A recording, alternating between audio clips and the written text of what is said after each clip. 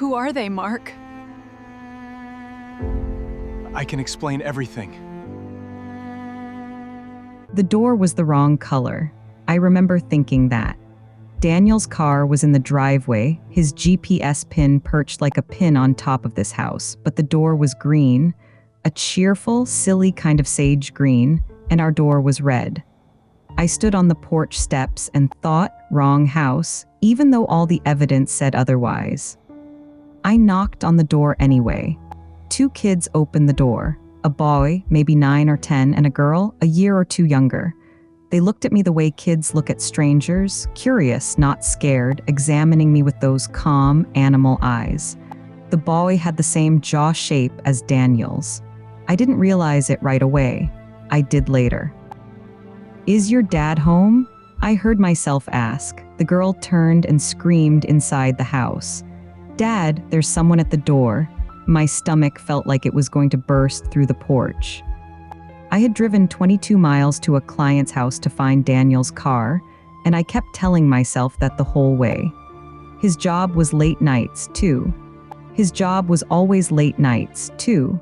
Regional sales, big territory, and lots of dinners. I had 14 years of explanations stacked on top of each other like bricks, and I was standing there with them in my hands when I heard his footsteps on the hardwood floor inside. He came around the corner, wiping his hands on a dish towel. He stopped. We looked at each other through the screen door, and I saw the moment his face realized what was happening. The red glow disappeared from his face. Not the red glow, it was gone, like a light switch. "Claire," her voice came out lifeless and cautious, as if she were standing next to something broken on the floor. The girl still had the door open. The boy had taken a half step back. They were looking at us the way children look at adults when they sense something is wrong but haven't yet developed the language to explain it. I couldn't speak. When I found out she was with a client, I had so many things to say on the way to the car. I was repeating in my mind, in a tone of mild annoyance, "Why didn't you tell me before? They no longer existed. Who are these kids?" My voice didn't sound like my own. She pushed the screen door open slowly, as if asking for money to get in again. She stepped onto the porch with me and almost closed the door behind her. The kids peeked through the cracks. "Claire, listen. Tell me whose kids are those, Daniel." She looked at the door. She looked at me. She looked somewhere over my left shoulder, as if the answer were written on the neighbor's lawn. "They're mine," she said. 3 words, and they didn't just answer my question. They dragged 14 years of everything upside down. Every business trip, every late-night phone call, every weekend when he came home smelling of someone else's laundry detergent, and I told myself I was being unreasonable. Every anniversary dinner where he took my hand from across the table and told me I was his whole world. I kept staring at the door. Through the crack, I could still see the girl. He was wearing a purple shirt with a picture of a horse on it, the kind of shirt my kindergartners wore, and the kind of shirt I bought for other people's kids at Target when I forgot about a birthday party. He saw his father standing outside with a woman he had never seen before. He had no idea. Neither did I. Daniel and I had met at a 4th of July party in 2009 in a friend's backyard in Westerville. He was standing by the cooler wearing a faded Ohio State t-shirt, and before I could ask, he handed me a beer. I noticed my hands were empty, so I took it. It was Daniel. He paid attention in a way that felt like a gift. We had been dating for 2 years before he proposed. He proposed in the kitchen, not in a restaurant, not in an audience. He made dinner. He really made it himself. He didn't order it, and then he passed the ring across the table as if it were the most natural thing in the world. "I don't want to do any of this without you," he said. Simple. The words shattered me inside. I left teaching after he was promoted to regional manager in 2013. He didn't tell me. I suggested it because his work had expanded and he needed someone to take care of everything at home, and we were thinking about starting a family, and I really believed that we were building something together, a joint project. I would look at the books and he would drive the sales route, and we were both working toward the same goal. In 2014, we had a son, Illy. Daniel was in the delivery room. He had cut the cord. He cried in a way I had never seen him cry before, a quiet, emotional cry that he couldn't stop and didn't try. In that moment, I felt like I knew this man. He had coached Illy's soccer team for 3 seasons. He had never been the kind of dad who stood on the field looking at his phone. He would come home with grass marks on his knees, showing me the footwork of 7-year-olds, and he would smile, and I would think, this is him, this is my own. He would remember a lot of things I had told him that I had forgotten. The name of a colleague, a student I had mentioned a few months earlier who had a very difficult family life. Later he would ask about it, and I would be amazed how he remembered it. I would mistake it for intimacy, for presence, for evidence. He never missed an anniversary, not once in 14 years. Restaurants, cards, special flowers that he knew I liked, garden roses, not roses from the flower shop. He knew the difference and brought the right flowers every time. I was proud of it. I would tell my mother, I would tell my sister. I would say, that's how he remembers, as if it were some kind of charming secret about him. It didn't seem like an act because I never thought of looking for anything like that. The thing about a lie that big, it only works when there's something real around it. He loved Ellie. He was a present, loving father. He was a steady husband. It was all true. And somehow, behind it, for 12 years, there had been another life. Another woman, 2 more children who knew him as a father, to whom he had the same image that was revealed. Standing on that porch, looking at my hands, I tried to find the gaps. That moment when the person I had married had split into 2 people, but there was nothing to show. There had been no winter months when everything had changed. There had been no fight we couldn't recover from. That was all he had been doing. From the beginning, silently, completely. The worst part wasn't the lie. The worst part was that I loved the lie. I held it up as proof that my life was strong. I had built my entire sense of security on a man I had never really known. When Lee was 4, the traveling habits began to change. Daniel was always traveling for work. It was his job, and I had accepted that early in our marriage. But at some point in those few years, the number of nights spent together began to double, then triple. 2 nights became 4. Thursday's departure became Sunday's return. He would come home smelling of hotel soap, and I would make dinner, and we would start back up again, as if in the middle of a song. I told myself it was because of the promotion. He said the scope of work had increased. More clients, more territory to handle. It made sense to me. I was a kindergarten teacher. I didn't know what it was like inside a regional store. I only knew what she told me. I noticed the cash withdrawals almost by accident. One evening, I was sitting at the kitchen table, tallying up my checking account. Ellie was asleep, the house was quiet, and I saw that 3 withdrawals had been made from the ATM in 1 week, $200 each time. She barely looked up from her phone when I asked her about it. Dinner with clients, some of them wanted cash for parking and tips. It was convenient. I wrote it down on the register and moved on. $600 a week seemed like a lot. I didn't let it seem like much. There was a moment that was enough to turn everything around. One Saturday morning, in the winter, Ellie was at my mother's house. I was packing clothes in our bedroom while Daniel was taking a shower.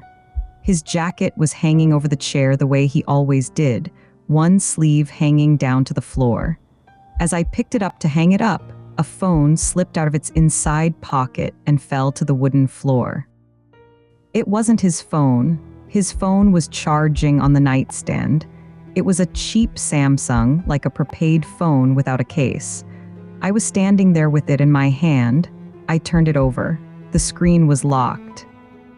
He came out of the bathroom with a towel around his waist and stopped when he saw me holding the phone in my hand. For a moment, everything was silent. Just a moment. Then he crossed the room and took the phone from my hand as if I were offering him a cup of coffee.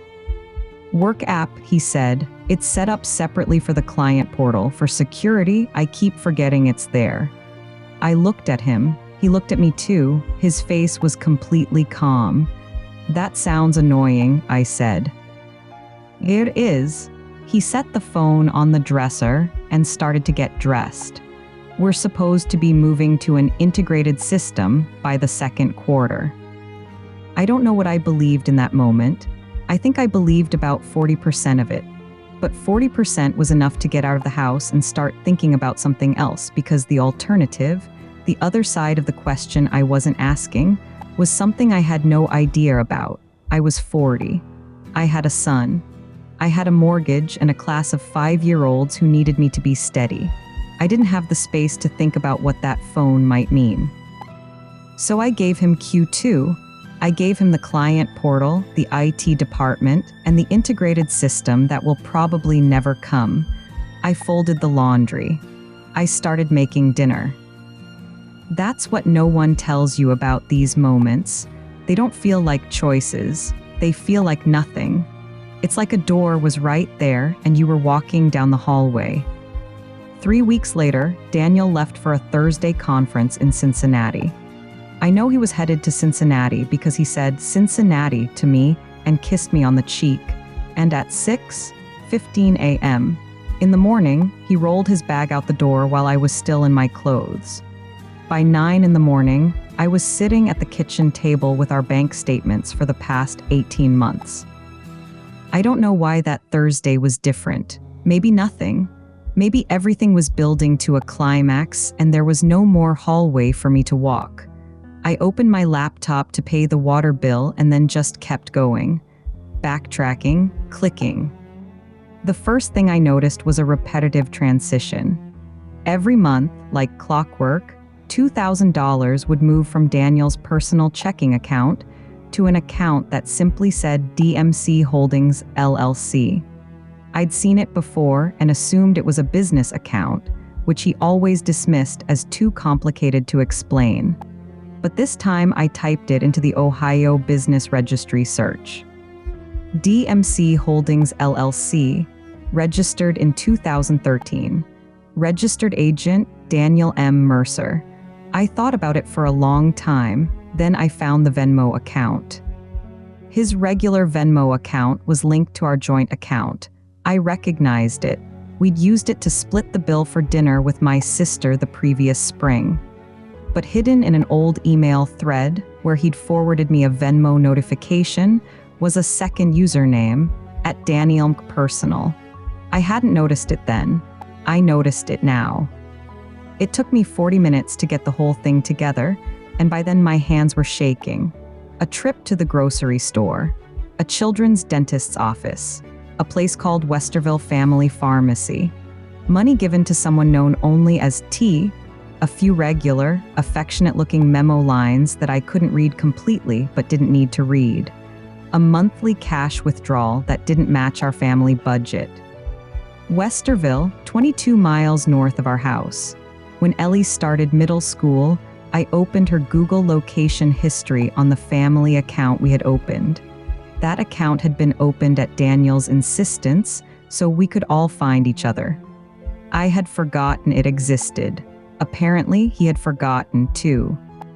In the past year alone, she had been to Westerville 63 times, Thursdays and a few Saturdays, a dense grid of pins around a street on the east side of town.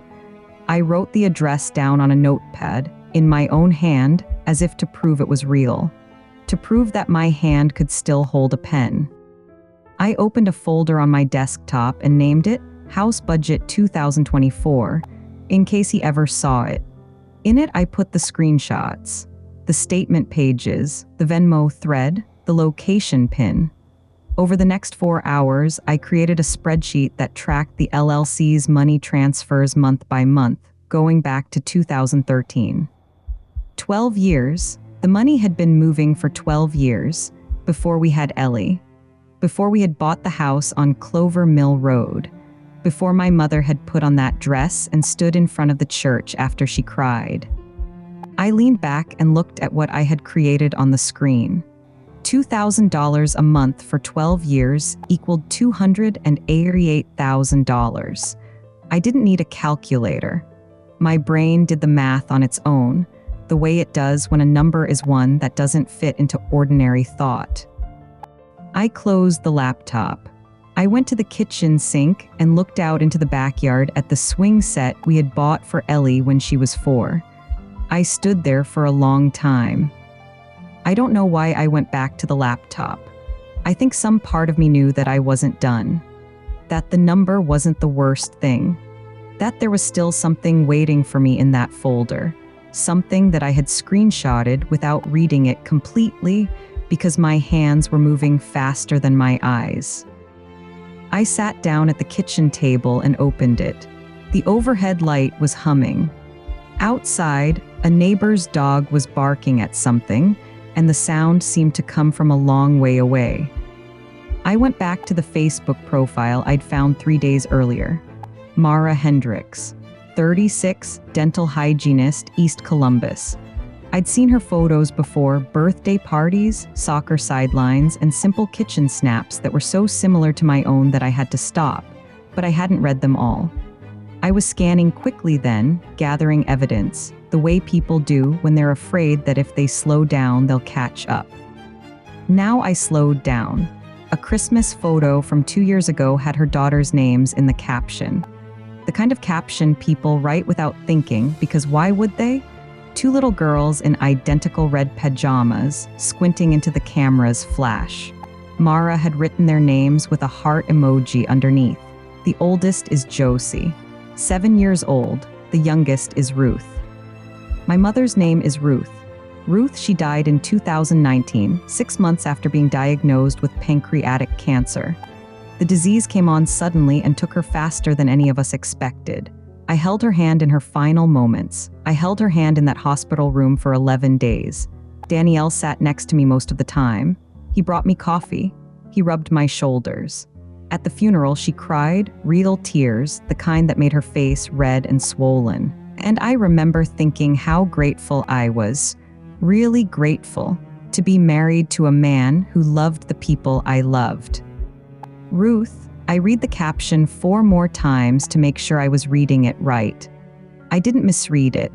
Across town, in a house I had never seen, there was a 4-year-old girl named Ruth who called Daniel Mercer her father. A little girl named after the one person in my life whose passing had shattered me. And that was what Daniel did. She sat across from me at my mother's hospital bed and then went somewhere, to a hotel, to her house, I don't know, and eventually gave birth to a child and named the child after my mother. I stood up from the table. I didn't cry.